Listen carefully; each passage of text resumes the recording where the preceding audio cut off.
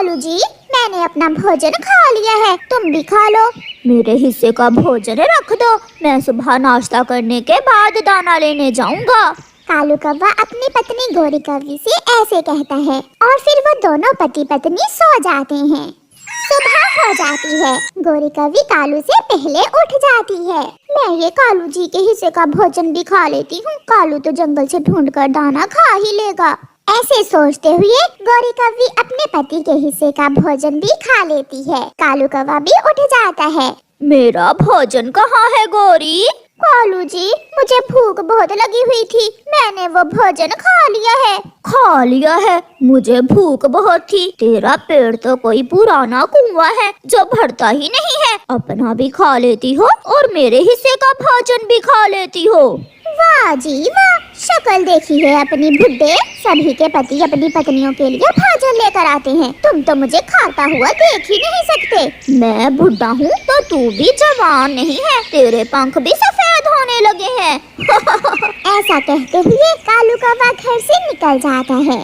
गोरी कौवी नदी के पास एक पेड़ पर बैठी हुई थी। नदी के पास तोता और तोती भी बैठे हुए थे। तू मेरी तोती, सुंदर सी तोती, तू मेरा तोता, सुंदर सा तोता।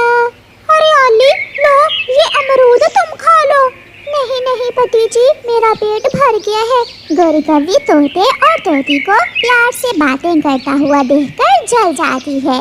एक मेरा पति कालू है, ये कभी मुझसे ऐसे प्यार से बातें नहीं करता, और ये तोता इस बड़ी चोंच वाली तोती से कैसे प्यार भरी बातें कर रहा है। मिट्ठू जी, मैं घर जा रही हूँ, आप भी जल्दी घर आ जाना, और हाँ, आते हुए मेरे लिए गुलाबी रंग की लिपस्टिक लेते आना। हरियाली तोती वहाँ से चली जाती है। गोरी कौवी तोते के पास आती है।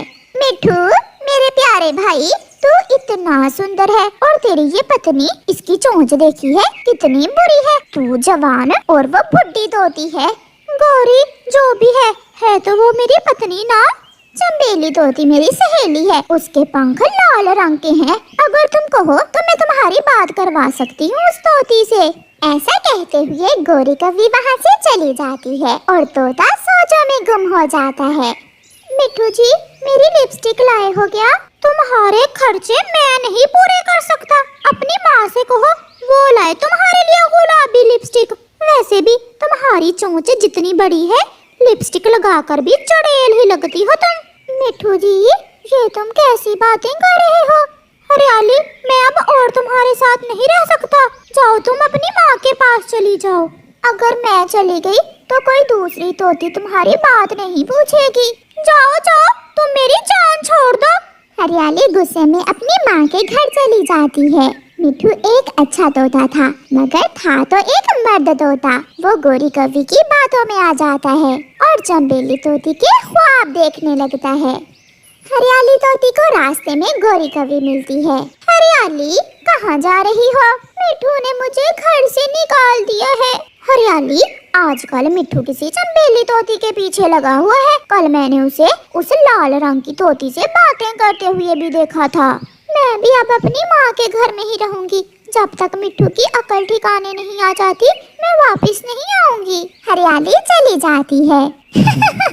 वाह रे गोरी, एक ही दिन में पति और पत्नी की लड़ाई करवा दी। बहुत सुकून मिलता है मुझे जब ऐसे पक्षियों की आपस में लड़ाई होती है। आज लगता है मैं हवाओं में हूँ, आज इतनी खुशी मिली है, ला ला ला ला ला। ऐसे गीत गाती हुई गोरी आगे बढ़ती है। फिर दूसरे दिन तोता गोरी के घर की तरफ जाता है। दरवाजा खुला था। मिट्ठू तोता सीधा अंदर चला जाता है। ना मुझसे दाना ला होता है और ना ही घर के काम होते हैं, ये सब तुम ही करोगे। तो फिर ऐसी पेटू पत्नी की मुझे जरूरत नहीं है। गोरी गोरी, मैं तुमसे कोई बात करने आया हूँ। चुप कर जाओ ए मिट्ठू, अभी मेरा मूड ठीक नहीं है। काली शक्ल वाली, कब तू मरेगी और कब मेरी जान छोड़ेगी? अगर मैं काली हूँ तो तू? तोता फिर से बोलता है। गोरी, मैं चंबेली से मिलना चाहता हूँ।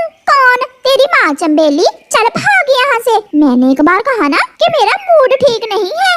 वही चंबेली जिसकी बात कल तुमने नदी पर मुझसे की थी। मैंने तो अपनी पत्नी को भी घर से निकाल दिया है। एक बार कहा ना, भाग यहाँ से, चल भाग। शर्मिंदा होकर मिट्ठू तोता वहाँ से चला जाता है।